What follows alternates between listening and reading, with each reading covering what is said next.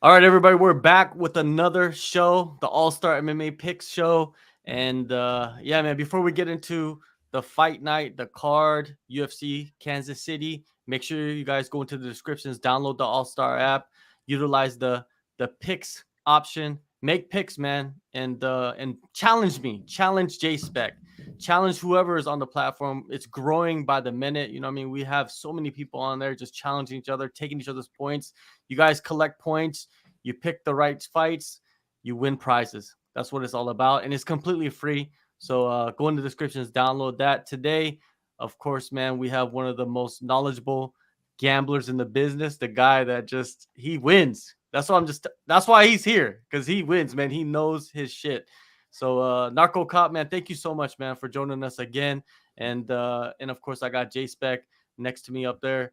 He's gonna go through all the comments and the polls that we put up on Twitter. Man, last week I just went crazy with the underdogs, and I was like, underdog, yeah, they're gonna win. And I had my worst week of the year. I went 4-8. My total for the year is 82-50. JSpec had a pretty good week last week, 8-4, and he's 73-59 for the year. Not too bad, you know what I mean? I'm not gonna go crazy with the underdogs anymore because I've learned my lesson. And if I was betting actually like a lot of money, NarcoCop probably knows, like, when you bet a lot of money and you go too crazy with the underdogs, and if it don't hit, you know, you're taking a hit. So be careful, guys, out there with the gambling stuff. Anyways, utilize the app. We're gonna utilize it throughout the show. Let's jump right into it. The prelims, the first fight of the night. Let me put the app on the screen. We have a women's bantamweight matchup between Joselyne Edwards and Lucie Pudilova. Edwards, 27 years old, 5'8" orthodox fighter, 12-4 record overall, 3-2 in the UFC. She's riding back-to-back wins over Ramona Pascal and Jiyoung Kim. 67% finishing rate, 5 KOs, 3 subs, 9 months between fights for her. She holds a 3.5-inch reach advantage, but is sitting as the underdog. Pudilova, 28 years old, 5'8" orthodox fighter, 14-7 record, 3-5 in the UFC. She's in her second stint with the UFC, riding a 3-fight win streak. She returned and got a TKO finish over Yanan Wu in the second round, UFC 278 last August. 36% finisher rate, 3 KOs, 2 subs. Let's kick it off with you first, Narco Cop, man. What do you see in this matchup? God, I see a match that I really don't know which way to go, to be honest. Joselyne Edwards, she's got, I think, 5 or 6 fights in the UFC. Somehow she has a winning record in the UFC at 3-2. I don't think she's very skilled. I mean, her striking is not bad, but when it comes to like takedown defense or ground game, that's where she's lacking. Last time out against Jiyoung Kim, she didn't look horrible. She took it on, I think, very short notice, that fight, and she still pulled out a win. And Kim throws a lot of volume. It's kind of tough to deal with, and she still eked out a win there, which was, kind of impressive. Pudilova came in her debut, not, I shouldn't say debut, but her second stint, and also looked good. But I think, yeah, like that Wu girl, Yanan Wu, I don't think she's very good. She got taken down, and I think from back mount, she kind of like gave it to her with those elbows, and they were vicious. In this fight, I know Pudilova needs to grapple, to be honest. I think on the feet, I favor Edwards. And if she doesn't succeed to get this fight to the ground, I think Edwards should pull out a decision here. I think this fight goes to decision. I'm going to lean Edwards here. I like Edwards by decision here. I still don't trust Pudilova's volume, and I don't really like her wrestling that much. So I'm going to go with Edwards by decision here on a full camp. I'm going to take Joselyne Edwards. All right, JSpec, what do you got for us? The the fan poll comes in very tight margin. 53% of the fans going with Joselyne Edwards. I want to second a lot of what Narco said. Basically, I'm all for the whole comeback to the UFC story. You know, I'm a champion for that. I love when fighters, you know, work on it, come back, and a lot of times they do really good. This is a tight matchup, but I don't have any stats on this. This is just my rickety memory serving me. When we have women opening the card as the curtain jerker, and the margin on the line is really slight, like tight like this, I think the way my memory tells me it goes is the underdog usually wins. And that was kind of my gut reaction when I saw this. Also, I just don't have like this other than that one great performance recently by Pudilova. I don't even remember her. And no disrespect to her. God bless you, lady. You don't ring any of my memory bells whatsoever. So that's weird to me because I watch all the fights, and if I can't remember you, that's maybe I'm losing my mind, or maybe you're just not that exciting. And I'm going to bet on the second one. So my point is, I'm going with Miss Edwards on this one. All right. Throughout the show, if you guys have any predictions, comments, or info about the fight, just throw it in the comments, and then I'll throw them up on the screen. Yeah, just come with those, and we're all about freedom of speech. Now, with this fight, man, Pudilova did look good in her return, right? But she faced off against underdeveloped Wu, right? Wu is, I think she just got into the UFC just too quick and faced off against just fighters that are just not allowing her to develop her skills. And now she's cut, right? And she's still super young. I think Wu's like 26, and she got signed really young in the early 20s. Pudilova looked good in that one. Her wrestling is probably better than Edwards. So if she takes the fight to the ground, I could see her winning this fight. But Edwards just somehow, some way, she ends up winning fights. You know what I mean? Like I think it's the optics of how she fights and how she handles the cage and handles her opponents. Man, this is a hard pick, but I'm going to have to go with the favorite. I think Pudilova goes in there and wrestles. And I think she's going to continue to wrestle and try to gas Edwards. Edwards hasn't made the actual 135-pound or 136-pound limit in a while. Her last two fights, the last fight she missed weight, and the fight before that she fought at 145. So I'm taking Pudilova. I think Pudilova goes in there, and I'm looking at submission, round 2 submission. Let's look at it like that. All right, so let's move on to the next fight on the card. We have a bantamweight matchup: Gaston Bolanos versus Aaron Phillips. Bolanos, 30 years old, 5'7" orthodox fighter, 6-3 record overall. He is making his UFC debut. He is a Bellator and Bellator kickboxing veteran. 100% finishing rate, 6 knockouts, 1 year between fights for him. Aaron Phillips, 33 years old, 5'9", southpaw, 12-4 record, 0-3 in the UFC. This is his second stint in the UFC. July 2020, he lost via rear naked choke in the second round to Jack Shore. That was his return. He's been out of action since then. 58% finishing rate, 6 KOs, 1 sub. He has a 2-inch reach advantage. He is the underdog heading into this fight.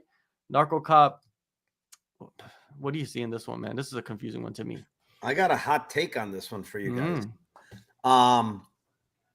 Aaron Phillips, again, another guy, second stint, right? This is the second stint in the UFC. Hasn't fought in 3 years. I think he runs a gym now or is a manager in a gym, something like that. But his opponent also has only fought once in the last 3 years almost. So it's not like his opponent's been, very active. His opponent was prior to this in Bellator. I mean, he fought in Bellator, kind of up and down in Bellator, not really making a stamp there, because I think he went something like 3-2 or 4-2, something like that. Nothing very good in Bellator. The one thing I do realize with the opponent is he has pretty good striking. He's coming down in this fight to 35. So he's fought at 45, I believe. But I think he's allergic to the ground, guys. I think this guy has like allergies when he hits the ground, and he doesn't seem to think properly. And the allergies get the best of him when he gets down there. And, even though Phillips is not a great wrestler, and Phillips historically strikes a lot, The guy's a black belt on the ground. I see his Instagram. This guy's training with Danaher. He's training with that world champion guy. God, I forgot his name. But like this guy's training with killers on the ground. And now he's facing a guy that's allergic to the ground, in my opinion. This guy got subbed twice by Brandon LaRocco and Daniel Carey. Both of those guys are strikers. They're not grapplers, and they subbed him. And when you watch Daniel Carey sub in the Bellator fight, where he gets he's basically has him in like a standing guillotine. It's not even a guillotine. He's like holding it kind of like a wrestling thing, trying to put him down. And then he jumps guard standing and somehow chokes this guy out. And I have no idea how it happened. But it was really funny listening to the announcers. They're like, oh, this is not going to happen. He's not going to choke him out. And then he chokes him out, completely out. So what I'm trying to say here is I think Aaron Phillips has a viable path in this fight, and that's to get this fight on the ground. Aaron Phillips, even on the feet, is, he's okay. He was competitive against Chris Gutierrez before he got his legs chopped off. That's my one concern with him in this fight. If Bolanos goes to the leg kicks, that might be an issue. But I like Phillips here, and this I think this even this money line price I think is way off here. They're giving way too much credit for Bolanos here. So give me Phillips, probably by submission, guys. Wow. It's a crazy number, but probably by submission. All right, JSpec, what's the people saying? Do they agree? Well, no. Bolanos getting 76% of the vote in our poll, getting a clear victory with 76% of the vote according to the fans. Now, one thing this fight shares with the previous fight is it's not getting a whole lot of reaction from the fans right now. They're not talking about it. It's not one that's making social media blow up. And, sometimes the best fights we get are these, the kind of under the radar fights where the fighters got a lot to prove to themselves and to the organization and whatever else. So sometimes it's good to not have the limelight on you just yet, and it happens afterwards. But I want to say no one punches like Gaston. No one kicks like Gaston. No one can win a decision like Gaston. Yes, that's from Beauty and the Beast. Deal with it. I am going with Bolanos. All right. Man, Aaron Phillips, man, I think I'm going to have to go with the underdog in this fight. I'm going to have to go with Aaron Phillips. Aaron Phillips, he can strike. He has a striking background, but he trains with a lot of grappling-based guys. You know what I mean? Like, he trains a lot. I think he's like best friends with Matt Schnell. And you know what Matt Schnell can do, right? He's really, really solid on the ground. Like you said, he said he's a black belt. I think Aaron Phillips, he has his back against the wall here, right? He has 0 wins in the UFC. He's returning against a striker, a guy that all he wants to do is stand and bang with you, and he's flashy. That's one thing about Bolanos is too flashy in some ways, where he'll put himself out of position and then maybe give up his back. You know how kind of like Shevchenko did against Alexo Grasso? I could see that happening with Bolanos. And Phillips, I believe he'll be well prepared. I reached out to him to do an interview, and he denied me, right? He said, yo, I don't have much to talk about ahead of the fight, but I'll talk to you after the fight. So that means, I don't know, maybe that's something about his mentality heading into this fight, that he doesn't want no distractions. So I'm going to take Phillips by submission. I think he's going to get it done in the second round. I just want to mention the guy's name because I went back and it's Gary Tonin. He's training a lot with Gary Tonin. Wow. So that's high level stuff. Before we get to the next fight, we got a comment from Raw Torque. I like that take, Narco. So we got some people that agree with that take. Let's go to the next fight. The next fight is a women's strawweight clash between Bruna, Brasil. That's probably the most Brazilian name ever, right? Bruna, Brasil versus Denise Gomes. Brasil, 29 years old, 5'6" orthodox fighter, 8-2-1 record, making her UFC debut, 2022 Contender Series winner. She won by second round head kick knockout, 7-fight win streak, 63% finishing rate, 3 KOs, 2 subs, and holds a 2.5-inch reach advantage over Gomes. Gomes, 23 years old, a young buck, 5'2" orthodox fighter, 6-2 record, 0-1 in the UFC. Lost her debut to Loma Lubumi last September.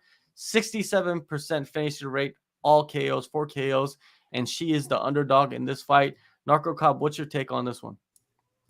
Yeah, I mean, interesting fight here. Bruna Brasil looked good in her Contender Series fight versus Marnik Mann, who is a grappler. But Marnik Mann, like extremely, extremely small lady. She's probably more suited to be an atom weight. She's 5 foot, very small, and she had trouble dealing with the kicks. She did succeed in getting a couple of takedowns, but then it was hard for her to hold Brazil down. Like Brazil was throwing up subs. And on the feet, she was just the way better striker. And the one thing with Bruna Brasil is I do like her kicking game. I like her striking. I don't like her cardio. It's one thing that I've noticed. I don't think she has very good cardio. But she's been historically a finisher, and mainly because she's given girls a lot of trouble with the kicks. And then once they get her to the ground, she seems to be sinking in different types of chokes and stuff like that. On the opposite side, it's Denise Gomes, and she already has a fight in the UFC against Loma. She came out with a loss, but to be honest, I was kind of impressed with that loss because she showed toughness, she showed durability, and she showed the dog in her, man. She had a dog in her that I really like seeing, and she almost finished Loma in that fight with an arm triangle. I like Denise Gomes in this fight. I think here's the thing. This girl, she's going to have a reach disadvantage and size disadvantage, but she has a dog in her, man. And I think she can get this fight to the ground. She is, I think, a 3 or 4 stripe purple belt. She's training, her girlfriend is Carol Hossa, she's training with good people. She's only 23, so she's only can be improving at this point. I think she can compete in the striking, but she can definitely dominate the grappling here. I think Gomes has more of the dog in her. I think she has better cardio.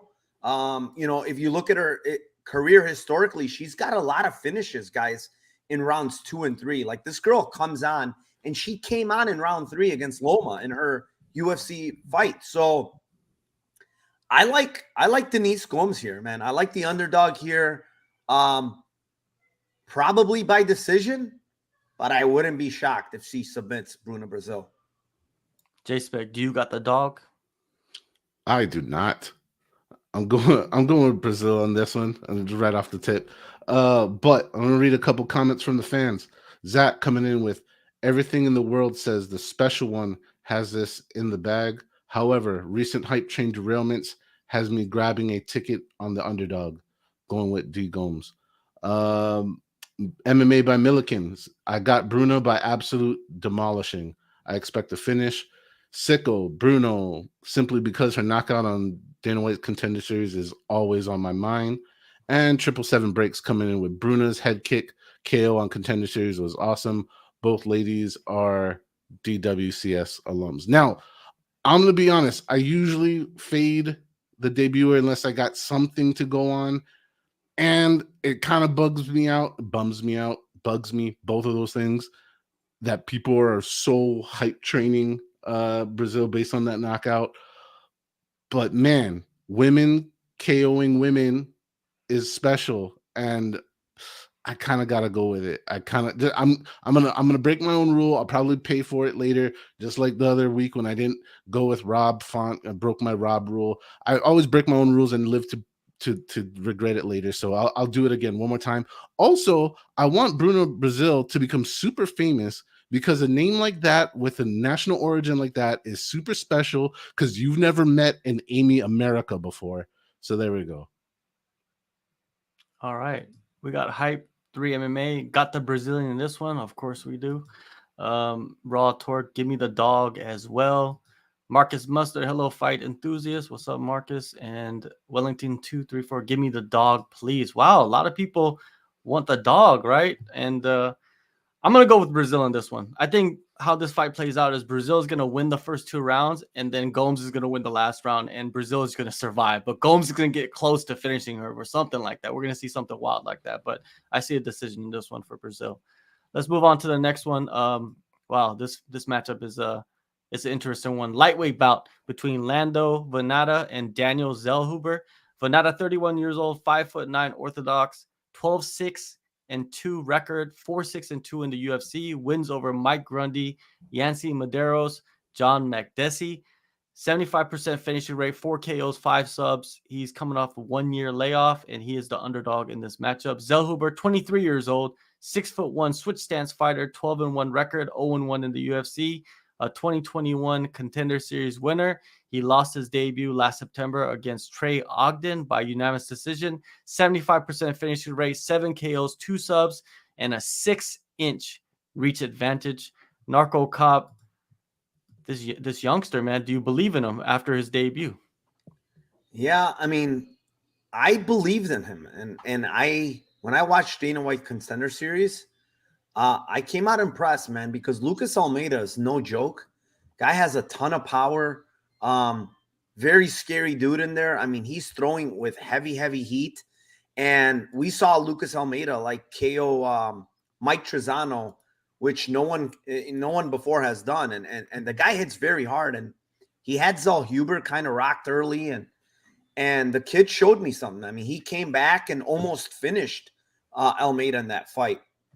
Then he steps up against Trey Ogden, man, and it completely freezes. I think, the guy is young. I think the moment just kind of took over him, man. And he's a young guy, and that can happen. And as well as me, like UFC debut, youngster coming in, you can freeze up. And that's exactly what happened with Zellhuber. It wasn't that, Trey Ogden did not do anything special. All he did was leg kick and move, and Zellhuber was completely befuddled. Now he faces a veteran in Lando Vannata, a guy that has a lot of UFC fights under his ledger, has beat pretty good guys, has competed with good guys, but is stepping down here, is he moving up here to 55? So the one thing right off the bat is the reach and the height. I mean, it's massive for Zellhuber.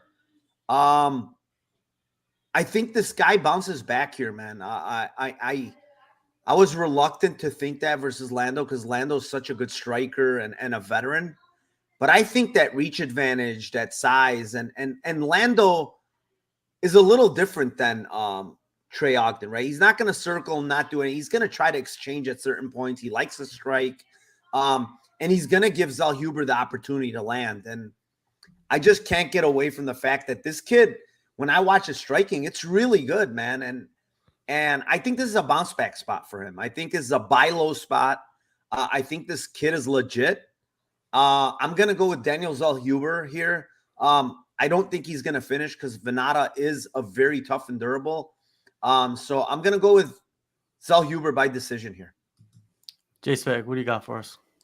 Little fix. Last fight, I missed the poll results. 58% for Bruna, Brazil in that last one. This one, 55% for Mr. Zellhuber, according to the fans. A very tight margin here for in these early fights, according to the fans. Now, Barboza coming in with, I'm not gonna judge Zellhuber from the Trey Ogden fight. I think he will be in a striking matchup, and when Zellhuber doesn't have to worry about it, then he'll be able to hit the takedown, and this could be his first win in the UFC. This could be a banger. Some of that was miswritten, so I had to adjust it on the fly. My fault. No, I didn't write it. But anyways, moving on. The point is, Zellhuber, yes. Did he get classic deer in the headlights, the old octagon shock, the old first time into the war zone kind of thing? Yeah. And it happens to like damn near everybody. So don't don't shit on the guy for it. I also think Vannata's no joke, but this size differential thing is pretty important. And there's that, once again, mileage and all that stuff to consider. I'm going to go like this. I'm not 100%. I am barely, I'm going to go with the fan poll result. I am 55% sure of my pick on this one. And the reason is because I don't think Daniel's a bust yet. I don't think he's a bust yet. But if he loses this fight, then I'll count him as one. But I think he's got a chance. I'll give him his redemption shot here and let him show us the guy that we thought he is. And so with that reason, sign me up for some Zellhuber. All right. Marcus Mustard. I'm glad Groovy Lando is back at 155. You know what I'm saying? Just healthier.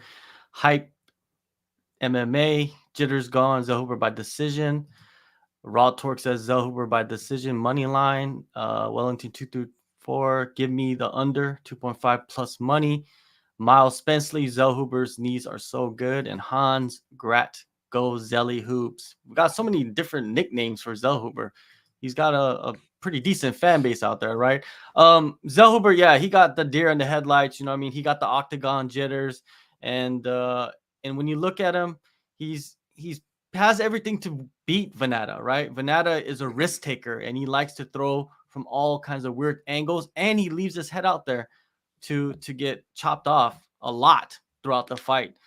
But I'm going to take the veteran. I think the veteran goes in there and wins this fight. I'm going to take Vannata by decision. I think we're going to see a striking battle for 3 rounds, and Vannata is just going to get the better of Zellhuber just a little bit. Let's move on to, let's skip that one. Let's move on to the next fight, a women's strawweight bout between Piera Rodriguez and Gillian Robertson. Rodriguez, 30 years old, 5'3" Orthodox fighter, 9-0, undefeated, 2-0 in the UFC. 2021 Contender Series winner, wins over Sam Hughes and Kay Hansen, 56% finishing rate, 5 KOs, all KOs, 6 months between fights for her, and she is the underdog. Robinson, 27 years old, 5'5" Orthodox fighter, 11-7 record, 8-5 in the UFC, finishes against Maria Agapova, Priscilla Cachoeira, Courtney Casey, 82% finishing rate, 1 KO, 8 subs. She is making her strawweight debut.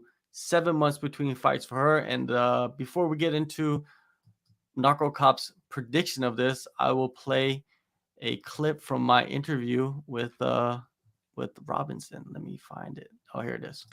It's definitely something that's been, I guess, in the back of my mind for a couple years. For the last 4 or 5 fights, I've been walking anywhere from I'd say 132-ish. And then fight week, I get down to 128, just dieting light. And then it was an easy, I don't even think I sweated all for my last cut. I've just been having an easy time make 125. I've just added doing cardio multiple days a week. And then literally my diet is just by the book, strict. I can't do anything off of it. And I haven't had anything good in about 10 weeks now. So yeah, I would say it's my specialty. The rear naked choke is, I feel like nobody does it the way I do. And a lot of girls know that it's coming, and I'm still going to get it. I think I have, I want to say 5 in the UFC so far. So I'm all these girls know I'm going for the choke, but it's still going to happen. You'll see it again on the April 15th. NarcoCop, you see her face already? She's really drawn out already, man. What do you think of that, Mark? Well, I mean, I kind of like her going to 115, to be honest. Mm-hmm. So if you look at historically, Gillian Robertson, she's been in the UFC forever, but she's only 27 years old. She's still very young. I'd be more concerned if she was a little bit older here. And finally, the ones that concern me are the ones that they're 34, 35. They fought at one weight all their career, and all of a sudden they're dropping at 35 years old, dropping a weight class. That's when it's a concern for me. For this fight here, I think Gillian, strength-wise at 125 was an issue. Even though I don't know if people know this, she's taken down every single one of her opponents except Macy Barber and Talia Santos. That's it. Every single one of her opponents has been taken down by Gillian Robertson. And, her wrestling is not very good. I will say that up front. But we know that she can take people down. She just finds a way to take you down. Now, she's down at 115. I think her strength here is going to be a lot better. Just because these girls are smaller, she doesn't have to go up against the Talia Santoses, the Macy Barbers, right? She has tough time with those girls. But Piera Rodriguez is tough, but she can be taken down. And we saw that with Kay Hansen, right? Kay Hansen took her down a couple of times. Now, the difference between Kay Hansen and Gillian Robertson is if Gillian Robertson gets you down to the ground, you're probably in big trouble, right? She's so high level on the ground. Piera Rodriguez, like, she's not a bad fighter. She has a dog in her. You know, she's a pretty good striker. But I also think she makes mistakes on the ground. And when I saw that against Kay Hansen, I think Gillian Robertson can take advantage of that. And I do think Gillian Robertson is going to be able to drag this fight to the ground. And that's going to be her world then. And the slightest mistake that Piera Rodriguez makes, I think she gets submitted. Again, you know, I think 115 is good for Gillian Robertson, in my opinion. She says she walks around at 132. She said she didn't even sweat to make her weight cut at 125 last time out. I don't know. I don't see a big concern at 115. If that's the case, especially like if you're not sweating to make 125, I don't think 10 more pounds, especially if you're walking at 132, is going to make that much of a difference because she's not carrying a lot of muscle, right? I don't think Gillian Robertson carries a lot of muscle. So, yeah, I mean, I like the fact that she's going to 115. I think it's going to be a success for her, in my opinion, just because she's going to be a stronger girl here at 115. So give me a Gillian Robertson by submission in this fight. I'm not taking anything away from Piera Rodriguez. I like her as a prospect. But I think she does make mistakes on the ground when she got taken down against Kay Hansen.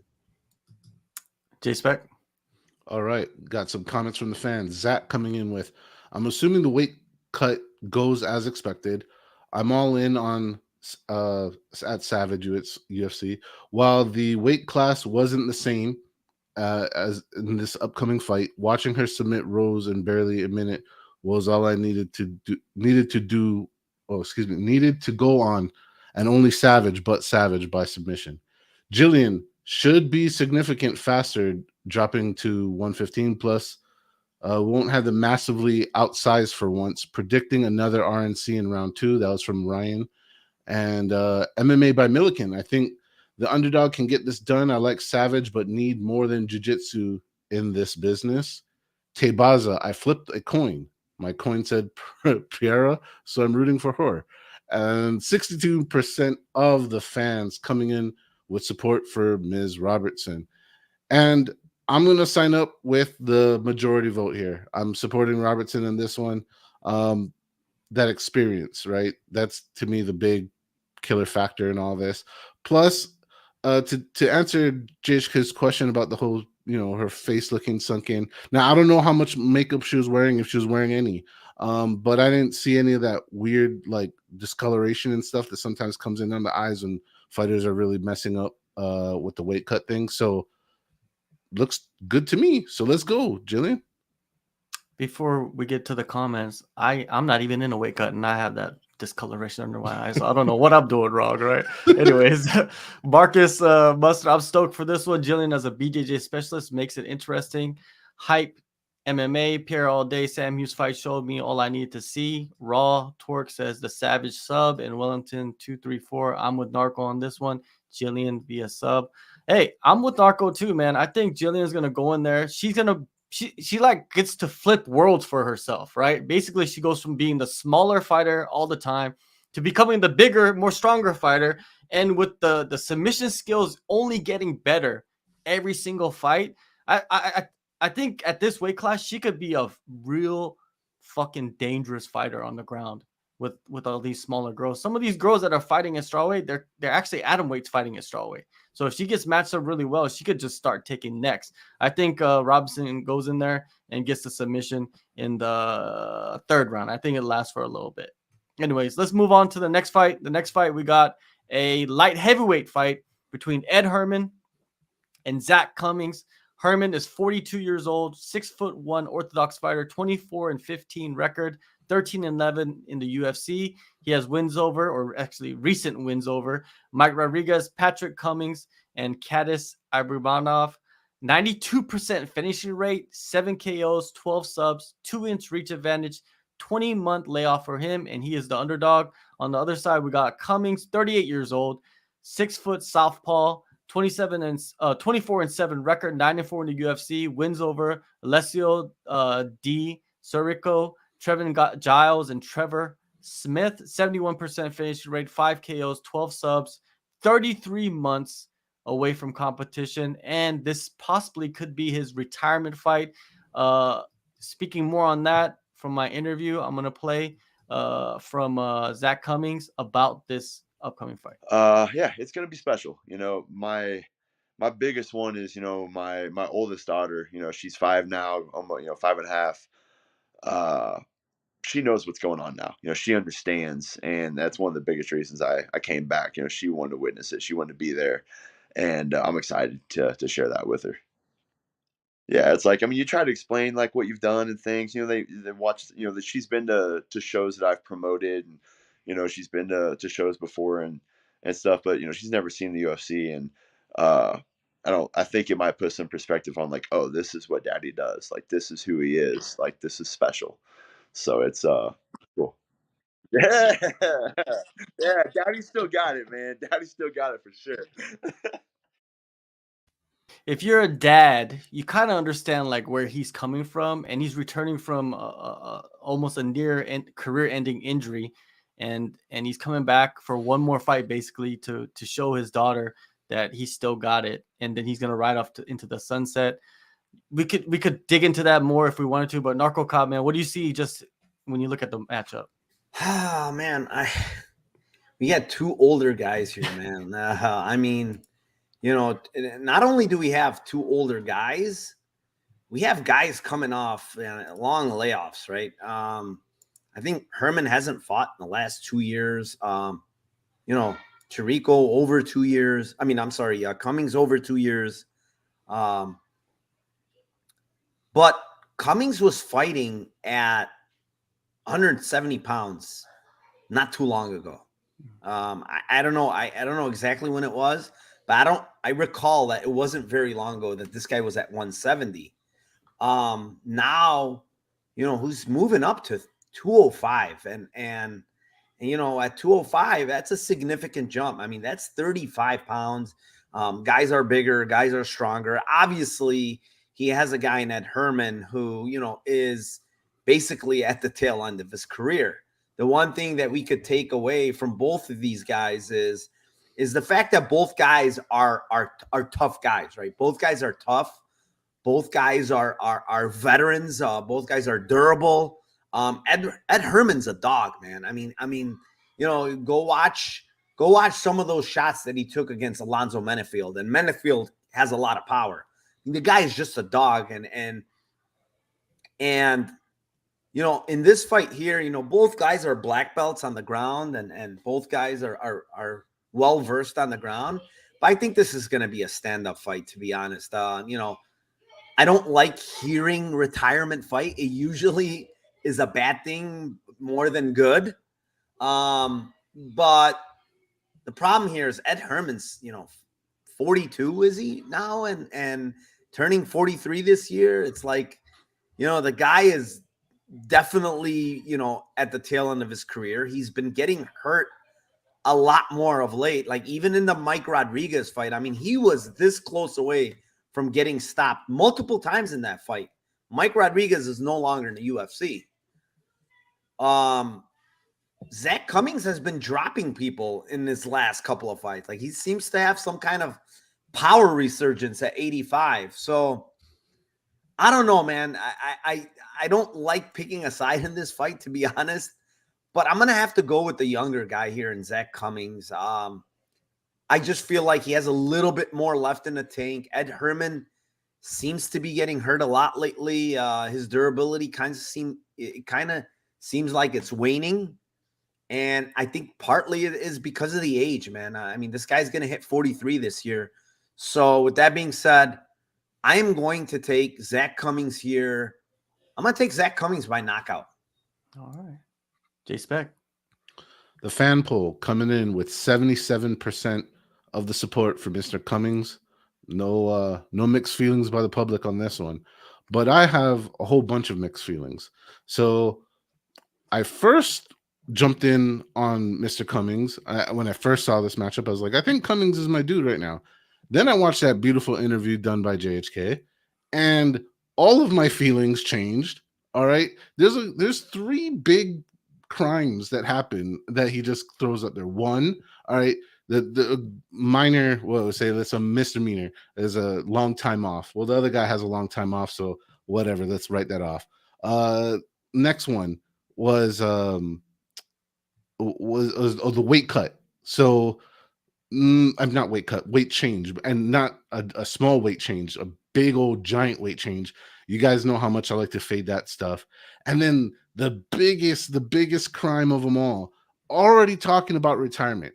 I've been watching fighting a good amount of time, and I've yet to see somebody who's still active talk about retirement or the possibility of retirement or imagining a ride off into the sunset and win that fight. It like never happens, dude. Like they always lose. So when that happened, I'm like, bro, like what is going on here? And then if you watched, please go and watch the whole interview, not just for my boy, but just watch it. Okay.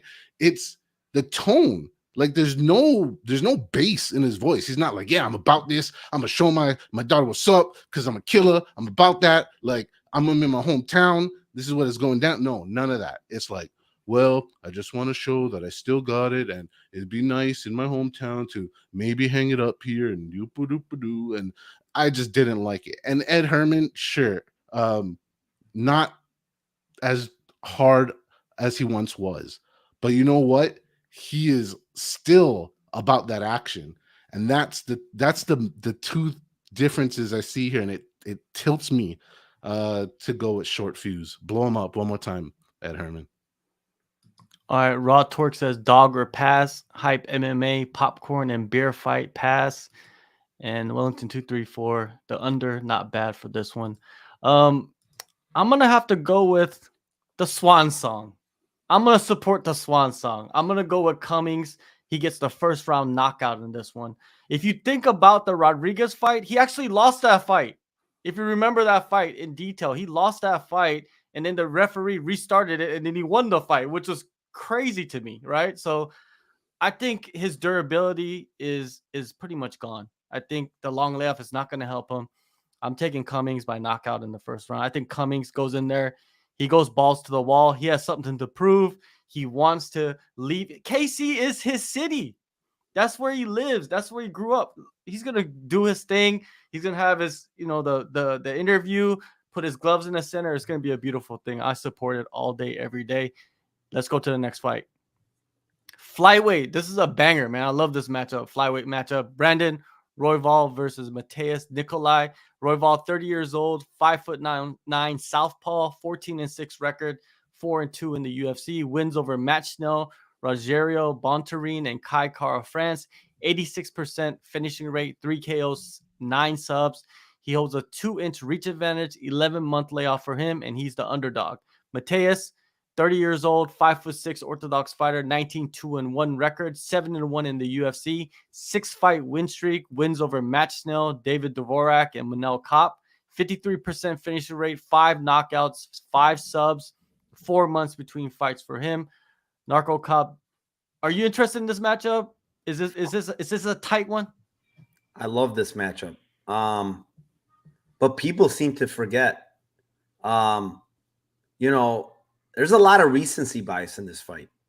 One guy got dropped by Matt Schnell, was hurt, and then found a sub. The other guy stopped Matt Schnell in I believe it was the second round, right? And dominated in Nicolau. And I think that's what people are looking at. And I think that's how the odds makers are looking at this fight. Brandon Royval is a dog, man. Brandon Royval is hard. Maybe you can hurt him, right? He's been hurt more than once, but he's very, very hard to get out of there, man. The guy is a dog. He's tough. He's shown it historically. You know, he's got 20 fights. The guy he's never been knocked out. I mean, the one time that he was stopped, it was a shoulder injury, right, against Moreno. That was it, right? Yeah, he got dropped against Schnell, but he was still there. It wasn't like he was dropped and he was out of it. To me, that was a flash knockdown. He went for a knee bar or whatever it was, and then basically scrambled back up later on and eventually got Matt Schnell, right? When you go back and watch the Pantoja fight, I honestly think that last moment that Pantoja got the submission, if he doesn't get that submission, Pantoja was done. He looked basically toast. If he doesn't get it, Brandon Royval probably stops him. The thing with Nicolau is he fights very close, okay? In all of his fights, other than Matt Schnell, he fights very close, right? Without the knockdowns, and he's getting these knockdowns kind of opportunistically. Obviously, he's a good striker, and he's finding the right moments. But without the knockdowns, he loses some of these fights. And to me, the Cape fight, he lost. When I rewatched that fight, I scored it for Cape. Now, Tim Elliott is kind of a similar version to Brandon Royval. But Royval is a much more dangerous fighter than Tim Elliott. And he's also a bigger fighter. He's longer. He's more unorthodox as far as, throwing kicks and punches from all over the place. And he's more dangerous, like I said. I think Brandon Royval poses a lot of problems for Matheus Nicolau in this fight. I do think both guys are very durable. I also believe Nicolau is very durable. So with that being said, I favor the dog here, man. I like Royval.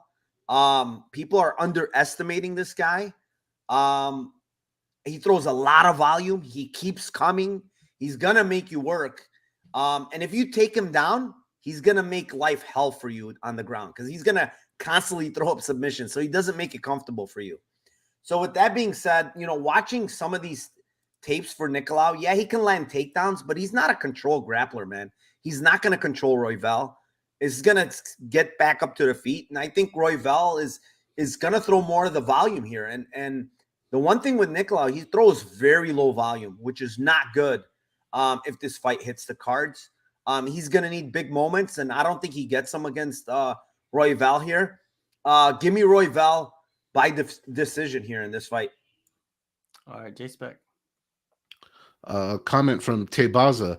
Matheus Nicolau is special. One of the most underrated fighters in the UFC. I think he'd give Moreno and Pantoja a really close fight. I think he wins by round 2 KO or TKO.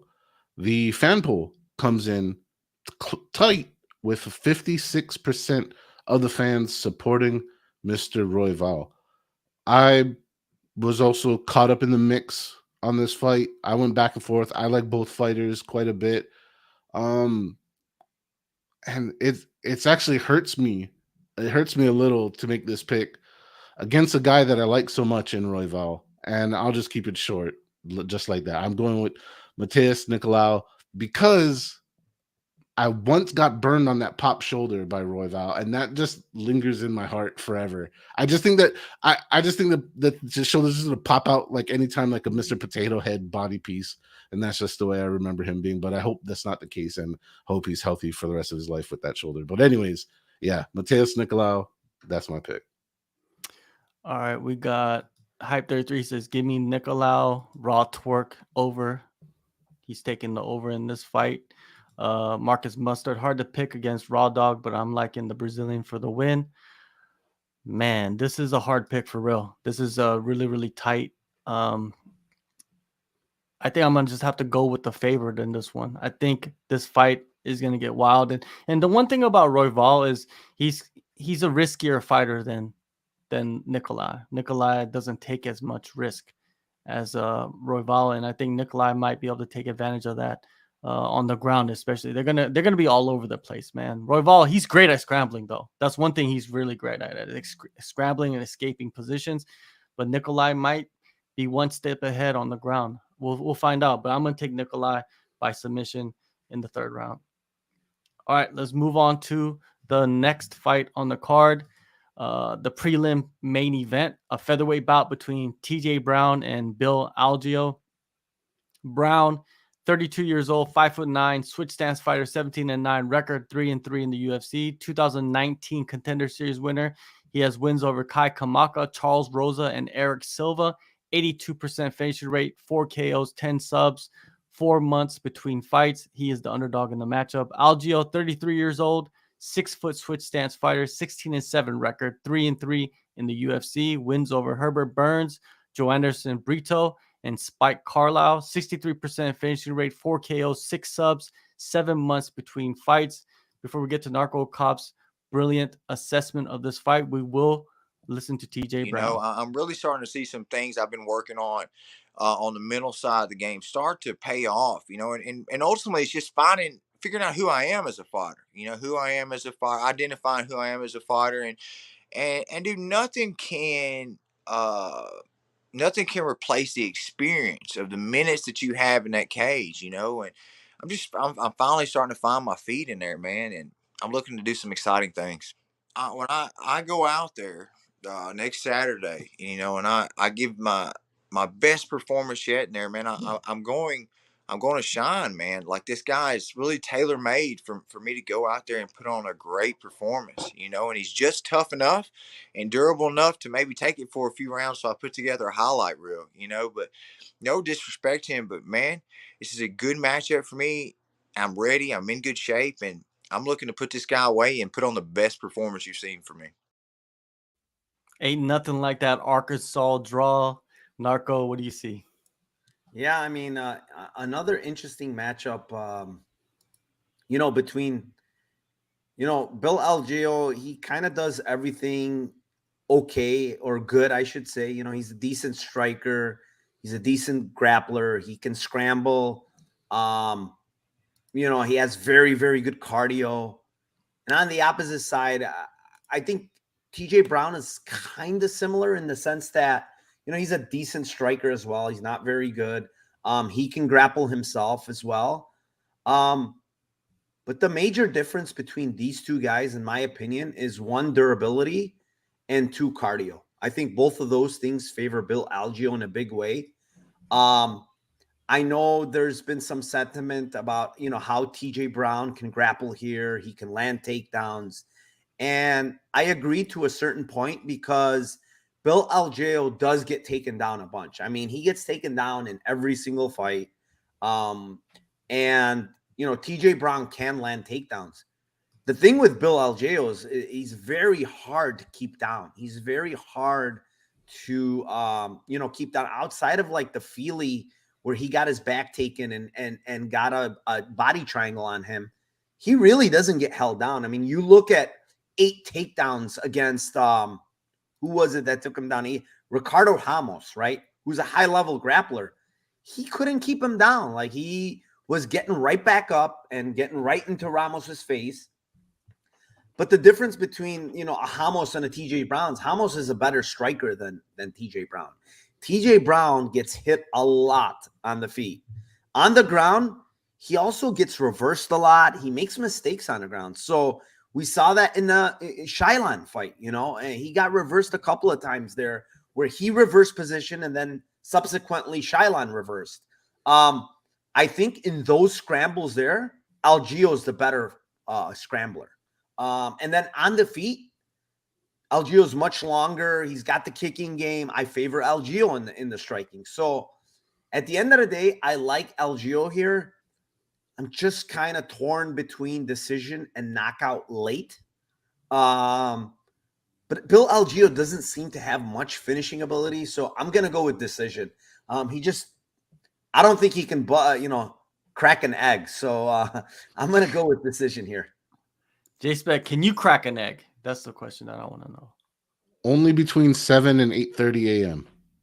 But I want to tell you some of the things people got to say. Zach says Bill Algeo takes this one coming into this fight after losing his mom and the birth of his kid. There's a lot of motivation. Perfecto gets the win.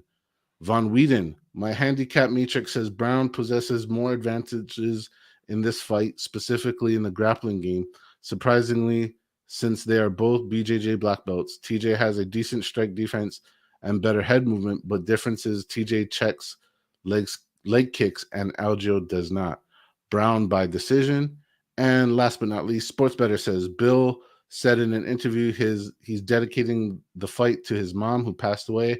I expect him to give the best performance this Saturday. The fan poll comes in pretty clear, 67% supporting Mr. Algio. Now, I think it's funny that Narco, you said that TJ gets hit a lot, or it's easy to get hit, and something along those lines. I'm paraphrasing. If you check out the rest of JHK's interview, that's exactly what TJ says about Bill. He's like, dude's pretty hittable, bro. Something about, I'm paraphrasing there, but I just think it's funny. Everybody's hittable. I'm super hittable, so why not? What the hell?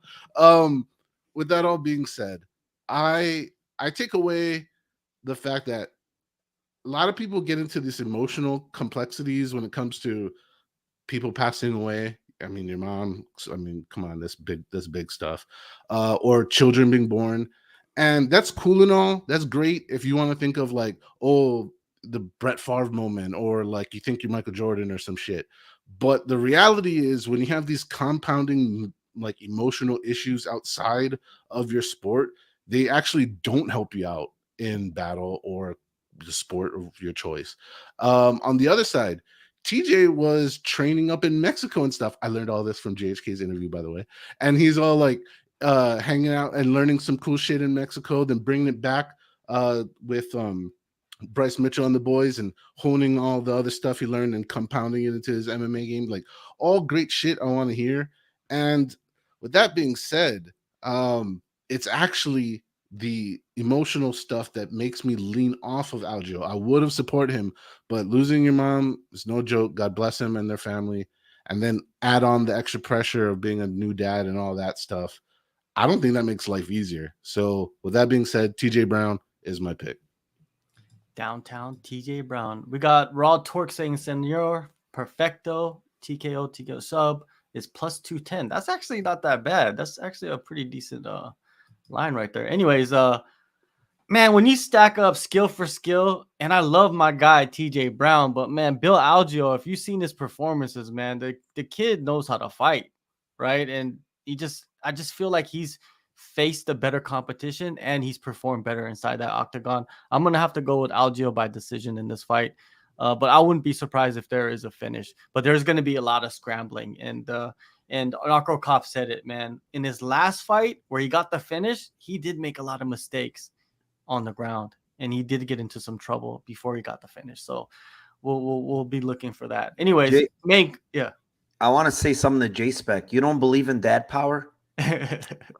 Dude, I actually kind of, maybe sort of. I just think that like that's a lot of extra baggage. Those are like two major life events happening all at once.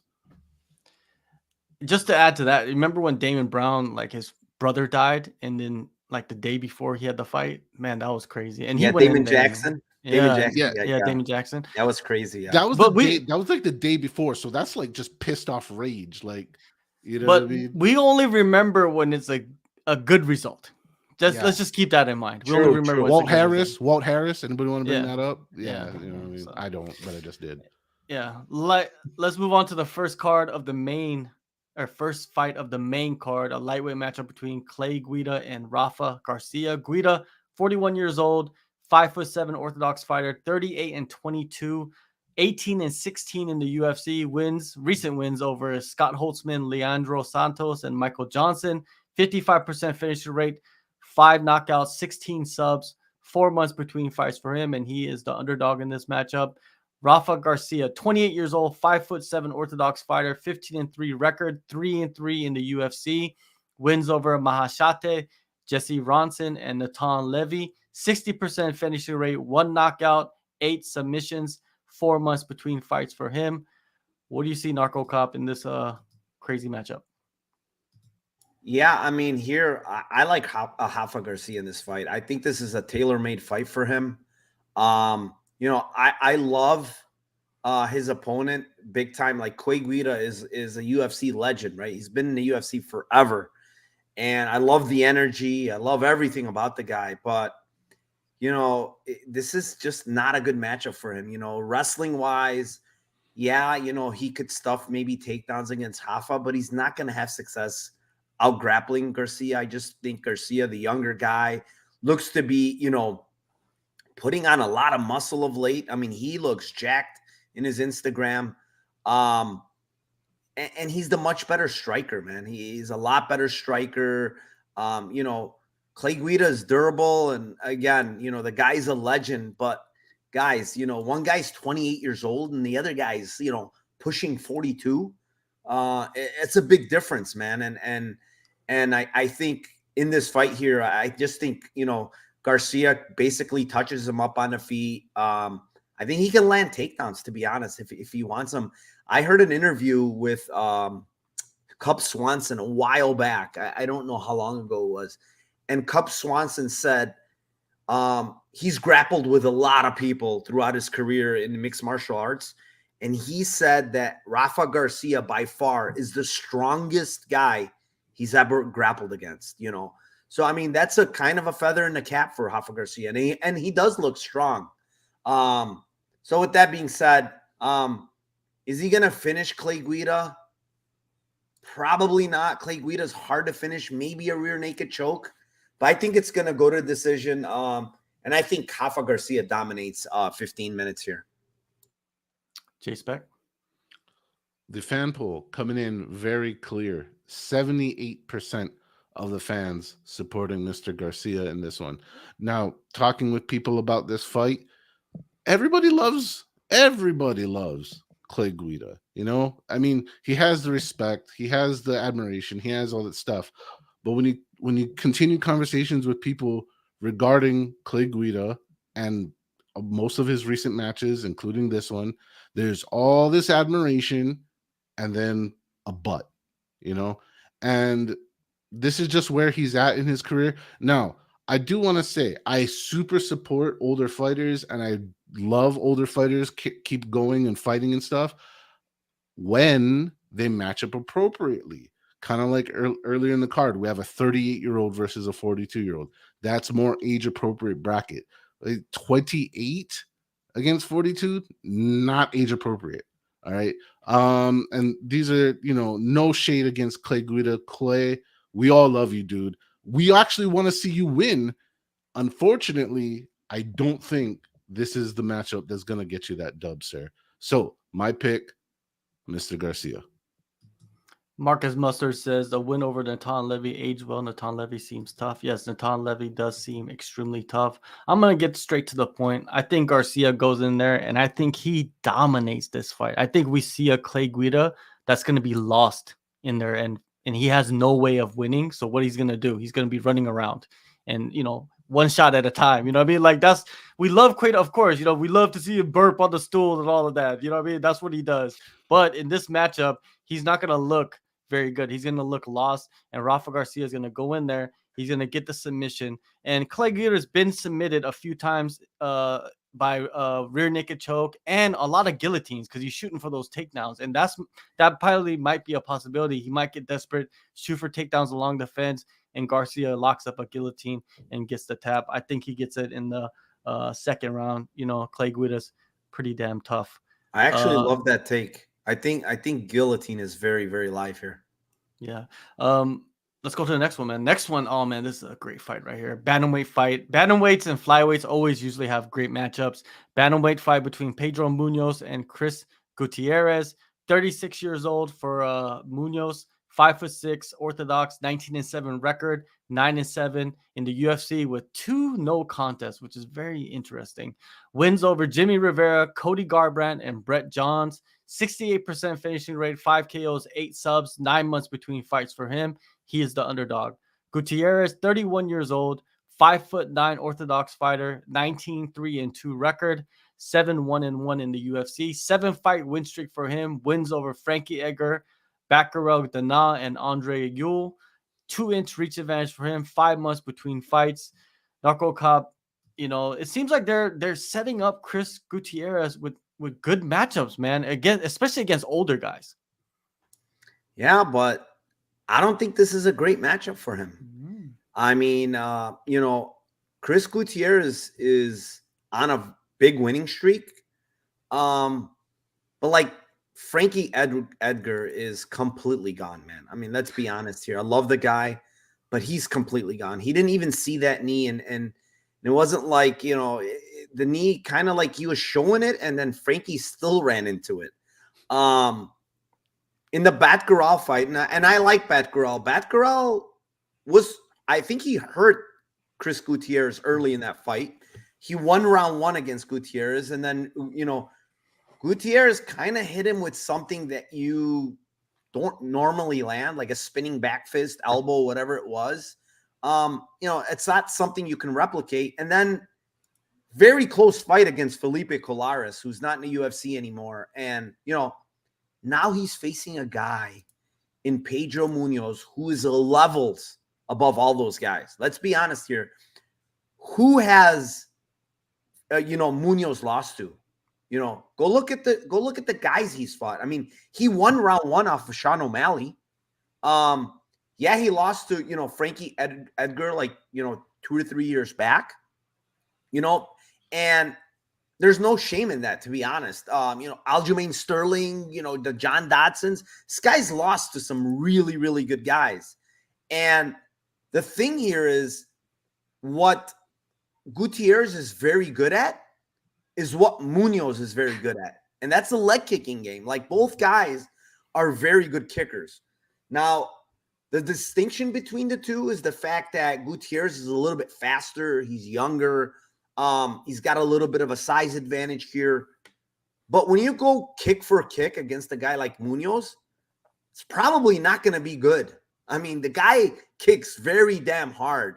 And I don't think it's going to benefit Gutierrez to do something like that. In the striking, like hands-wise, I think it's kind of close. The one equalizer in this fight is Munoz going to grapple here, right? The guy hasn't grappled in a very, very long time. But I was talking to some friends, and when you go back and look at the matchups that Munoz had, you know, it kind of didn't benefit him to grapple. Like, who's he going to grapple against? Cruz, Aldo, Jimmy Rivera, Frankie Edgar? Like, he can't grapple those guys. Those are good anti-grapplers.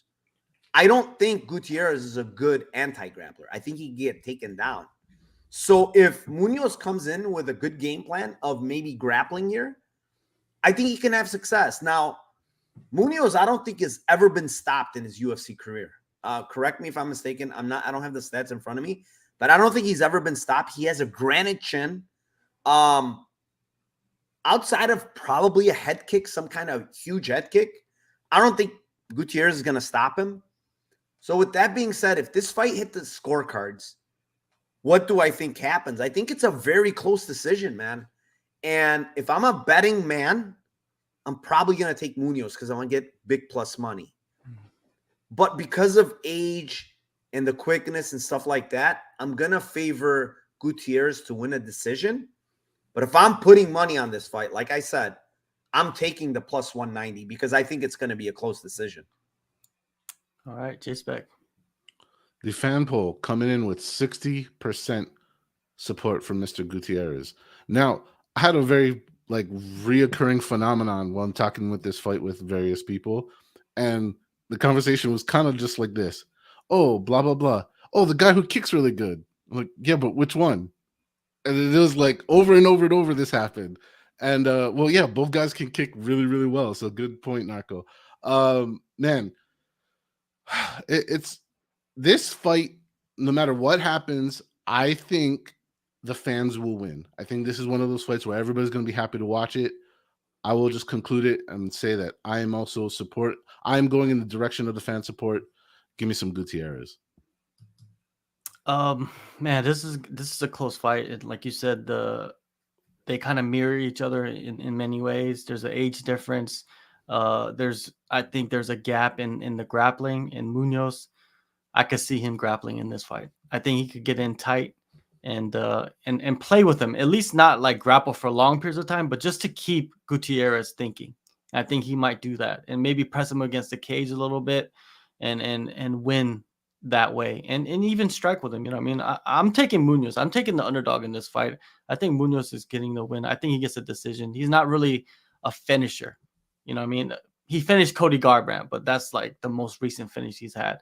So I'm going to go with decision on Munoz. Now let's go to this heavyweight, or actually light heavyweight bout between Hyon Cutelaba and Tanner Boser. Before we get into this matchup, make sure you guys go in the descriptions, download the AllStar app. The app is on the screen right now. We're using it to make your picks on UFC fights, build points, and win prizes. Is all free. And also make sure you guys subscribe and hit that like button as well. Hyon Cutelaba, 29 years old, 6'1" southpaw, 16-9-1 record, 5-8-1 in the UFC. 3-fight losing streak right now. He has wins over Devin Clark and Khalil Roundtree, 88% finishing rate, 12 KOs, 2 subs, 5 months between fights for him. Boser, 31 years old, 6'2" orthodox fighter, 29-1 record, 4-4 in the UFC. He has wins over OSP, Felipe Lins, and Rafael Peza. 65% finishing rate, 11 knockouts, 2 submissions, 7 months between fights for him. He'll be making his light heavyweight debut, and he will be the underdog. Here is a clip from my interview with Tanner. Let's listen. Yeah, I think that he has really good cardio, but he doesn't manage his energy well. So I think that is sometimes his issue, but there's times where he is able to maintain certain game plans and win a decision and dominate some pretty good guys. I have to be prepared for every version of Cutelaba. Maybe he's going to come at me like a psychopath with reckless abandon right at the start, or maybe he's going to try and wrestle me, whether that's with some of his Greco-Sambo style takedowns or he's shooting a double when I'm committing to strikes. He's good at all that stuff. He's violent once he gets on top of you on the ground. Now, I think it's going to be a really exciting fight, and the only reason I am not going to say that I think this could easily be fight of the night is because I don't think it's going to last long enough. My durability and striking are all going to shine. I think that me and Hyon are going to mess each other up bad. I'm taking complete and utter solace in that. I don't want the judges to get a fucking sniff of this, man. Me and Hyon are going to go kill each other. They're gonna go kill each other, Narco. I like what I'm hearing, man, honestly. But if I could tell Tanner Boser one thing, yes, Tanner, he's going to come for a takedown immediately. He's not going to mess around on the feet. Like, he's going to go for a takedown. He's going to, I think he's going to be successful early, but he made good points. Like, this guy cannot manage his energy well. He's balls to the wall from the time that bell rings. He doesn't manage his energy well at all. And he's a kill or be killed fighter. Yeah. Have you seen him go to decision? Yeah, he went a couple of times to decision, but to me, those are kind of anomalies, man. Like against Jacoby went to decision, against Devin Clark, somehow, some way that fight went to decision. I mean, Clark was killed 5 times in that fight, and the ref kept letting it go on. But the thing I see here is Tanner Boser looks amazing, man, in his Instagram, like with the cut, right? The other thing I realized, and if you go back historically, it seems like he was kind of getting ready for this drop to 205 because his last fight against Nascimento, he was the lowest in his career at heavyweight. So it's like, man, this guy was probably planning to get down to this 205 mark. And I think it's going to help him, man, especially power-wise. I think his power is going to translate really well at 205. When you look at his heavyweight career, he doesn't have a lot of knockouts, but he almost stopped Latifi. He hurt Nascimento very bad in the 3rd round, almost stopped him. He stopped Ovince St. Preux. He has a couple other knockouts against Pessoa and Lin. So the guy clearly has power at heavyweight. Now, he's dropping the 205, and we've seen Cutelaba knocked out plenty of times. I think Boser finishes this guy in a 2nd round. I think this lasts. Cutelaba blows his wad like usual, trying to finish. And Boser is a very tough guy. I don't recall if he's ever been knocked out. I can look. I don't think the guy's ever been knocked out. Maybe he has. But he's extremely tough. He's extremely durable. He's fought very good opposition in Cyril Gane. I think this is his fight to lose, man. Like, he's going to go in. I think he's going to have to, get off his back early because I think he gets taken down. But I think, like usual, Cutelaba is going to blow his wad trying to get this guy out of there, and he's going to continuously shoot for takedowns. And Bozer is just going to be the bigger guy now in the ring. He's going to be the much bigger guy. And I think come round 2, he's going to start finding Cutelaba more and more. And I think he shows him the door with a second round KO. JSpec. The fan poll comes in with 65% of the fan support going to Mr. Bozer on this one. Now, I usually sway against people changing weight class. I always like to see them in that weight class one time before I jump on board. But it's who he's fighting. Cutelaba, She-Hulk is a disappointment. All right. I can't stand him. All right. I've backed this guy up so many times. I've so much egg on my face for all the times I've backed this guy up and I was wrong about it. I'm not going to be wrong about it this time. And I also want to pick up something that Narco said. Bozer didn't just decide right now to be a light heavyweight, right? This was a process and this was strategic maneuvering on his behalf. And something I always thought about when I saw him, I was like, damn, this dude's really undersized for a light heavyweight. I think he could probably be a problem at light heavyweight if we ever did it. He's still young enough. I think he's like 31, 32, something like that. Yeah. So like, why not? Great timing. And I think this is all like really, really, really, really good. And I think this is going to be one of those times where changing a weight class does benefit.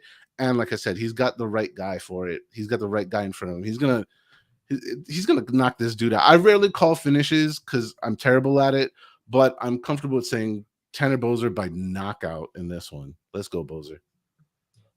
Yeah, I agree with a lot of what you guys already said, so I'm not going to repeat everything. I think Tanner Bozer is going to be the bigger fighter in there.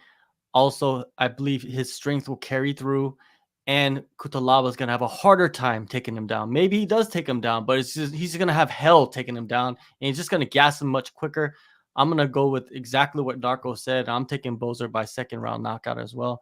I think he gasses him, goes to the second round, and pieces him up on the feet. I could even see like a standing KO, to be honest with you. He was just taking shots, and he just can't handle it anymore. Let's move on to the next one. Back-to-back light heavyweight matchups, man. We got Dustin Jacoby and Azamat Murzakanov. Jacoby, 35 years old, 6'3" Orthodox fighter, 18-6-1 record, 6-3-1 in the UFC. This is also his second stint. We got a bunch of fighters on their second stint in the UFC on this card. Wins over Daun Jung, Mikhail Olenjejek, and Darren Stewart. 67% finishing rate, 11 KOs, 1 sub, 5.5-inch reach advantage, 6 months between fights for Jacoby. Azamat, 34 years old, 5'10" southpaw, set 12-0 undefeated record, 2-0 in the UFC. He's a 2021 Contender Series winner.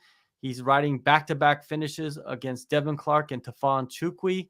83% finishing rate, 9 KOs, 1 sub, 8 months between fights for him. And he is the underdog. NarcoCop, man, what do you got? Yeah, I mean, this is an interesting matchup because Murzakanov is coming off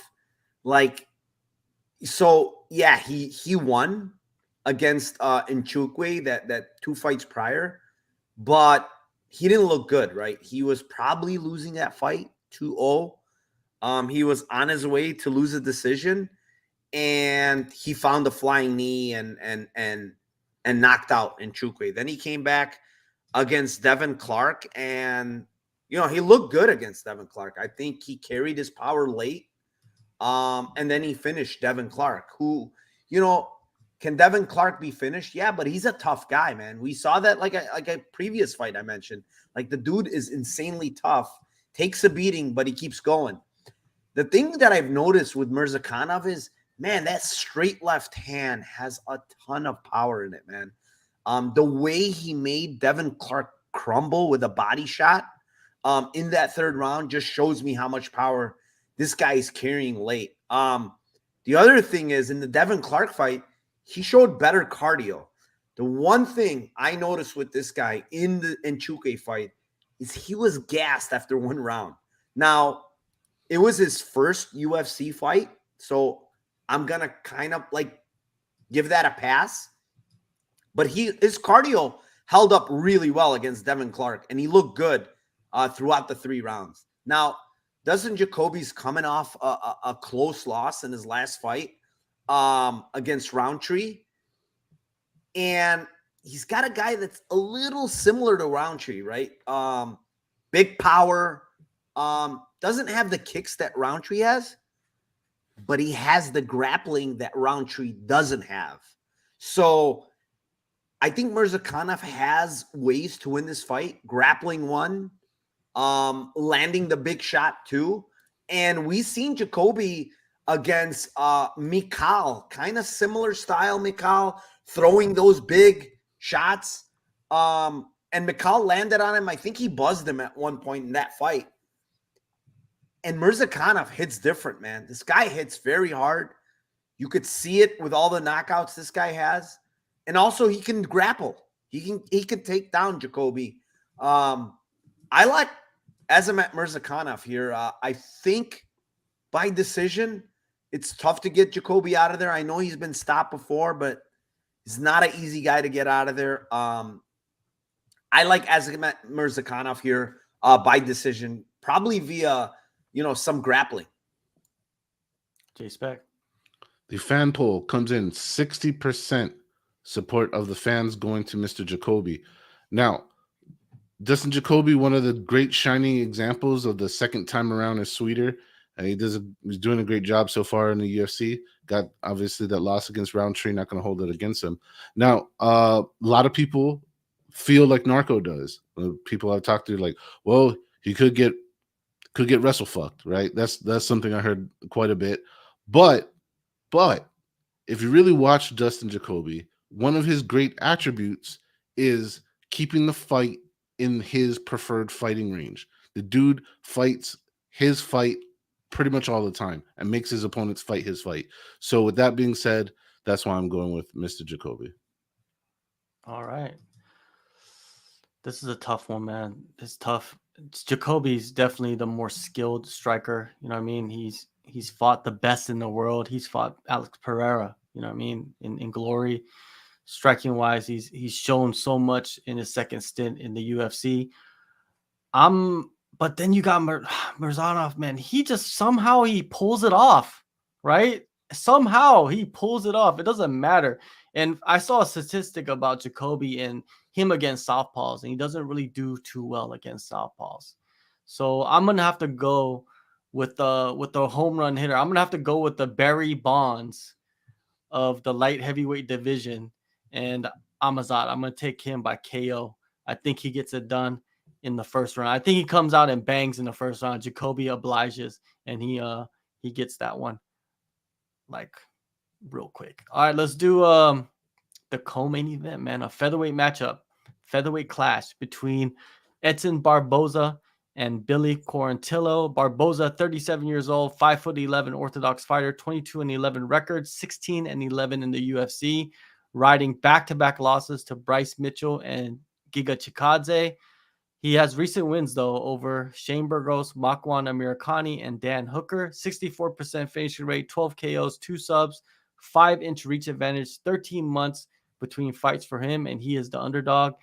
Billy Q, 34 years old, 5'10" orthodox fighter, 17-4 record, 5-2 in the UFC. 2019 Contender Series winner, wins over Alexander Hernandez, Gabriel Benitez, and Spike Carlisle. 76% finishing rate, 8 KOs, 5 subs, 4-month turnaround for Billy Q. NarcoCop, give me your brain. Give me your brain on this one, man. I need to know the facts. Man, this fight night card, honestly, JHK, great matchups, man. Like up and down, man. For a fight night, I mean, very, very impressive matchmaking here. So I'll give UFC the credit they deserve. McMaynard, Sean Shelby, very, very good matchups here. I like Billy Q here, man, in a pretty big way. And I'll tell you why. Edson Barboza, is he the better striker? And it's not even close. It's by miles, right? But this is Edson Barboza, 37. through a lot of wars. A lot of wars. When I say wars, a lot of wars, right? And the one thing that I'm starting to notice with Edson Barboza is his chin is starting to go, guys. When Bryce Mitchell knocks you down, it's not a good sign, man. Bryce Mitchell is not a very good striker, doesn't really carry a lot of power, and he dropped him in his last fight. You know, Giga Chikadze before that dropped him twice, you know. It's starting to get to him a little bit, you know, and, you know, this guy's been between 55 and 45, and I kind of feel like 45 is not good for him at this age. You know, he carries a lot of muscle. It's a tougher weight cut, in my opinion. He looks always drained for the most part at 45. And what does Billy Q bring, man? He brings tenacity. He brings toughness. He brings volume. He brings nonstop forward, in your face, doesn't give you a lot of space. An interview that I listened to Billy Q that I liked hearing is, because my major concern here is the leg kicks, right? We saw Burgos absolutely chop Billy Q's leg off, and they asked him, like, you know, what happened, and he basically said, we weren't game planning for Burgos to calf kick me, but we are planning for Edson Barboza to be kicking me, because we know he loves to kick. He probably watched my Burgos fight, and he knows that, you know, I can be calf kicked, and that can be a weapon. I like hearing that. The one thing that Billy does well is he closes space pretty good. I would like to see him grapple a little here, make Edson Barboza work, because I think he has the better cardio by far here. He's also the much younger guy here. I see a late round finish, man, for Billy Q here. One other very important aspect, and I don't know if anybody knows, but Edson Barboza at the ripe age of 37 pulled out of his last fight because of a knee injury. And he had surgery at the end of October. And he said in his interview, he had 3 major damages on his injury. He didn't mention what, but obviously it's a big knee injury. He's coming back less than 6 months later. Is that a good thing at 37? I don't think so, man. And the guy's a kicker, right? He's a kicker that's coming back a little too soon with a major knee injury. I really like Billy Q in this spot, man. I think it's Billy Q's fight to win. It's a matter of, is he going to finish late or is he going to win a decision? So I'm going to go with the first one. I think he finishes late here. I think he breaks Edson Barboza later in this fight, just with the volume and the pressure. It's not like Billy hits hard, but he just keeps coming, man. And eventually, I think that breaks the 37-year-old Edson Barboza. JSpec. Comment from the fan, John Davis, saying, this may be the most violent fight of the year. 777 Break saying, calling it now, fight of the night. So a lot of anticipation from people about this one going down epically. The fan poll, the tightest result we've had throughout this entire card, that we'll have for this entire card. 51% of the fans going with Mr. Barboza. Now, honestly, I think that's a little bit of nostalgia. I think it's when people hear the name Edson Barboza, it's still maybe a little bit bigger of a bell than Billy Q. But dude, going back to what Narco was saying about the Giga fight, in that fight was the night that I regretfully decided that the Barboza that we know and remember is no longer the Edson Barboza we have today. And maybe it's a chin, maybe it's this, it's that. But what I noticed is a guy that can still kick ass, but for not as long. And unfortunately, we don't fight like 1.5 round fights, right? It's 3 rounders or 5 rounders. So it is what it is. So I'm going opposite of the fans this time and supporting Billy Q. Barboza, man, he still has the home run shot, but he needs to have distance. You know, he needs to keep the distance there. And he's not, I don't think he's as agile, and Narco Cop was talking about the knee injury. He's not going to be able to move like he used to, right? And he's older as well. And Billy Q, he comes forward. He moves forward. He knows he needs to be sticky. And I see this fight playing out like kind of like I don't want to say a similar version of him and Habib, but I see something like that. I think Billy Q is going to go in there and he's going to get in his face and he's going to grapple him and use that cardio as a weapon against Barboza and just drain him because he's old and he's making that weight cut at 37 years old, man. He has too much muscle. You know what they say about people with too much muscle, right? It takes too much oxygen to keep that body flowing for a long period of time. Billy Q does not have the same amount of muscle as Barboza. They have totally different bodies, but Billy Q has a fighter body, right? A guy, he has a mechanic's body, right? A mechanic, like a mechanic can go all day, fix cars. That's what Billy Q is. Billy Q is gonna fix and he's gonna tune up Barboza. I think he's gonna go in there and wrestle much more. I'm gonna take Billy Q by submission in the 3rd round. Billy Q, man, how could you hate him, man? He's just a guy that goes out there and he's a dog, man. He's a dog. Now, talking about dogs, we got one of the biggest dogs in that featherweight division, Max Holloway, and another dog, right? A younger dog in Arnold Allen in the main event. This is insane main event, man. Max Holloway, whenever he's fighting, it's an insane main event, right? But this is Arnold Allen's opportunity right here. Holloway, 31 years old, man. He's been fighting forever, and he's still only 31 years old. That's insane. 5'11" orthodox fighter, 23-7 record, 19-7 in the UFC. He has recent wins over Yair Rodriguez, Calvin Kattar, and Brian Ortega. 52% finishing rate, 10 KOs, 2 subs, 9 months between fights for him. Allen, 29 years old, 5'8", southpaw, 19-1 record, 10-0 in the UFC. 12-fight win streak for him. Wins over Calvin Kattar, Dan Hooker, and Sodiq Yusuff. 58% finishing rate, 7 KOs, 4 subs, 6 months between fights for him. And he is sitting at the betting underdog. Narco Cop. Man, this is a tricky fight for me. Is it tricky fight for you? Yeah, I mean, man, it is a tricky fight just because we got one, young up and coming guy. I mean, that's undefeated in the UFC, versus a guy that's just been up at the top for a very, very long time, man. And, Max Holloway is 31 years old. So he, technically he's still young for MMA, for, fighting. But I mean, the guy's been in a lot of freaking wars. Has taken a lot of shots. And, Volkanovski fight, my goodness, you want to talk about damage. I mean, Volkanovski landed a lot of damage in that fight. And, when you look at, I'm looking at the stats now because I didn't even know this, but going back, 7 fights, he's absorbed over 100 significant strikes in almost every single fight.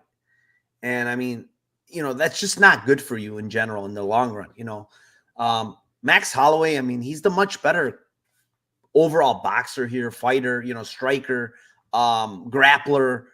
He's just a much better overall fighter, right? But the problem is he shop worn? Is he, is that durability going away? Because, Volkanovski, there's no shame in losing to Volkanovski, right? But he's getting hurt all over the place in that fight, right? And we normally, historically, don't see that with Max Holloway. Like, it's hard to hurt this guy, and it was happening quite a bit in that last fight against Volkanovski. And it's something I don't like to see. And Arnold Allen hits very hard. What did we learn? I mean, with Arnold Allen against Calvin Kattar, he won round 1. He looked good, but then the knee injury, it doesn't really tell us a lot about what Arnold Allen looks like in the later rounds, right? He didn't look great against Sodiq Yusuff later in that fight. He looked a little tired to me. This is a 5-round fight. This is a different type of pace than Sodiq Yusuff. Max Holloway is going to keep coming, man, and he's going to throw a shit ton of volume. And that's what he's known for. That's what he's good at. And the question marks for me are way more on the Arnold Allen side than they are on the Max Holloway. The Max Holloway question for me is his durability gone? Is he at this point in his career where he's just going to get knocked out and this is the time it's going to happen? Now, he fought one of the best guys pound for pound in the world, and he didn't finish him. I don't expect Arnold Allen to finish him. But I do expect Max Holloway to finish Arnold Allen later in this fight because, this guy's never seen the pace and pressure that Max Holloway is going to put on him.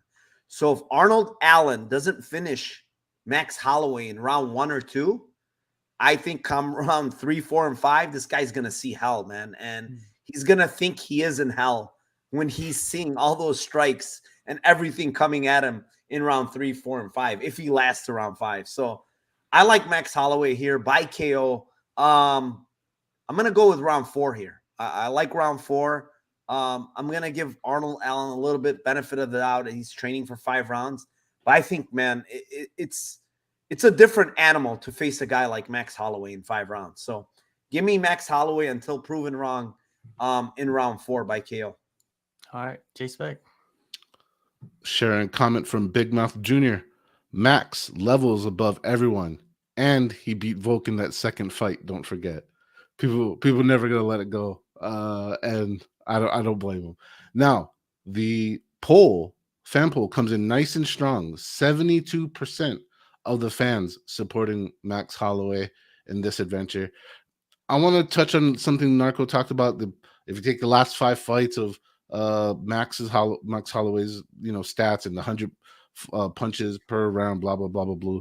Well, yeah, because he's fighting 5-round fights. So I mean, just if he was fighting 3-rounders and that was the number, yeah, okay. But when you go 5 rounds and 3 of those 5 fights we're talking about is against Volkanovski, and I hate to say it, but yeah, better, pound for pound, blah, blah, blah, blah. Whatever. I'm not against Volkanovski. I love the dude. But the thing is, it's Max, baby. It's Max.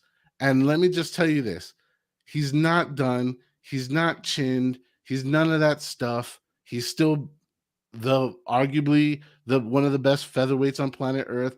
Just so happens there happens to be another great guy named Alexander Volkanovski on the planet in the same league all at the same damn time. So for the Hawaiians and for the greatness of all things that is Max Holloway, the best is blessed. And that's all I got to say, baby. Choo-choo, motherfuckers. Ree says Max Holloway by decision. He also says Max Holloway got insane volume, still young and good takedown defense. Illinois' Bigfoot, Arnold Allen is future champ. Serenita V, Allen will break his hand again. Sean K says Poirier damaged Max way more than Volk. Sean K also says between these two, I feel like I've seen Allen hurt more than Max, but yes, I'm worried about Max's brain. V Kendra, I feel Allen will throw one punch on Max's big head and break his hand. Laugh out loud. Don't forget, Yair turned Max into a wrestler. Ree says Max Holloway fought way better people. Arnold Allen not ready. And Patrick Wilkins, Max to win over 3.5. Barboza, Nicolau, Chris. He's giving his picks. My pick is going to be Max Holloway. The reason why I say that is, how do you pick against Max Holloway if he's not fighting Volkanovski? How do you pick against him? You know what I mean? Like, I still think he has it. And I talked to his training partner, Yancy Medeiros, right? He also has a fight. Actually, he fights next weekend after Max. And they were in training camp together. And he told me that when they spar, they rarely ever spar hard anymore. They're just doing technical sparring. And Yancy Medeiros, man, he's a great striker as well, long and technical. And he says that that's how they're developing each other in training camp, is with that type of sparring. And I feel like Max is ready. I think he still has something to prove. I think all those losses to Volkanovski is actually good for us, the fans, because we're going to see the best Max come out in this fight. You know what I mean? Of course, there's concern about his brain, but I still think his brain still has a couple more years. You know what I mean? I think he's a lot of this damage that fighters are taking are actually taken in practice, in training. You know what I mean? Yes, we see it in fights, but most of it's in training, and that could have an effect in the fight. I'm taking Max. I think Max does get the finish. and I'm going to take round 3. I think he does it in 3 rounds. Everybody that's watching, make sure you guys go in the descriptions, download the app. You can make your picks just like I did, and take advantage of competitions, win prizes, and all of that good stuff. NarcoCop, man, it's always good to have you on the show. We're gonna have you again, you know what I mean, long as you want to come on and promote yourself, let everybody know where they can find you and what you can offer them outside of, you know, what you're doing for us. Thanks a lot for the great comments, JHK and JSpec. I appreciate being on the show, man. I love chatting with you guys about MMA. Both of you guys very, very knowledgeable. So I love that back and forth. You can find me at NarcoCop on Twitter, my YouTube channel, NarcoCopMMA. I do a show every Friday with Timothy Troiano. We do something called the Lambo Plays podcast. Basically, what we do is we look for the best props on every single fight, and we give you plus 300 or better on every single fight. And we've been actually crushing it all year with those props. So, yeah, come join the show. It's 9 p.m. Eastern every Friday on my YouTube channel, NarcoCopMMA, and I do have my live spaces for every UFC fight card on Twitter Spaces. So, yeah, again, guys, JHK, JSpec, thank you very much for having me. I enjoy it. Love the back and forth, and I'm looking forward to this card. Yeah, man, and don't miss the spaces. If you're on Twitter, you're not part of the spaces. Like, he's giving free money out, like it's free cash for everybody. So make sure you guys follow him at NarcoCop. Follow JSpec, the host, so you can get involved in the polls and give your comments and your reactions to the fights. And we'll be back next week with another guest, another great mind in the sport. And yeah, man, good luck to everybody on their picks and on their bets, and peace out and love and all of that brain damage and